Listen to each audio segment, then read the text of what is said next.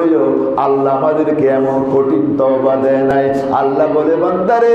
তুমি যখন গুনাহ থেকে আমি আল্লাহর দরবারে তওবা করব, মদিনার নবী হায়াতুন নবী জিন্দা নবী আমার রাসূলুল্লাহ আল্লাহর হাবিবুল্লাহ বলে বান্দা আত্তাইবু মিনাদ যামবে, তুমি যদি তওবা থেকে গুনাহ চাও, গুনাহ থেকে তওবা করো, গুনাহ থেকে যদি আল্লাহর কাছে মাফ চাও, আত্তাইবু মিনাদ যামবে মান লা যামবা লাহু, তোমার কাছে কোনো গুনাহ থাকবে না। মসজিদে বসে তওবা করতে পারো, মুসল্লায় বসে তওবা করতে পারো, পীর সাহেব হুজুরের দরবারে বসে তওবা করতে পারো, নিজে নিজে মুসল্লা বিছায়া তওবা করতে পারো। আরে না না না, ওগো আমার মা বোনেরা, আমার যুবক মেয়েরা, আমার মুরব্বীরা, গভীর মনোযোগ। আমরা যখন রাত্রি বেলা ঘুমাই, গোটা পৃথিবীর মানুষ যখন ঘুমিয়ে পড়ে,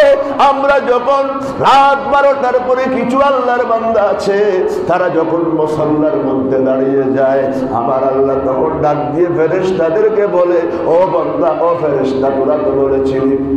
আমার বান্দা আমাকে ডাকবে না, আমার কদমে সিজদা করবে না, আমি আল্লাহর ইবাদত করবে না। দেখ দেখ, হাজার হাজার মানুষ মক্কাতুল মুকাররমায়, মদিনাতুল মুনাওয়ারায়, সারা পৃথিবীতে রাত 12টার পরে গোটা পৃথিবীর মানুষ যখন ঘুমিয়ে দিব, আমার কিছু বান্দা আছে তারা মুসল্লায় দাঁড়ায়া দাঁড়ায়া যখন চোখের পানি ছেড়ে দিয়ে তাহাজ্জুদের মুসল্লায় দাঁড়ায়া চোখের পানি ছেড়ে দেয়, আমার আল্লাহ বলে নিশ্চয় নিশ্চয় নিশ্চয় শুনো শুনো শুনো, ইন্না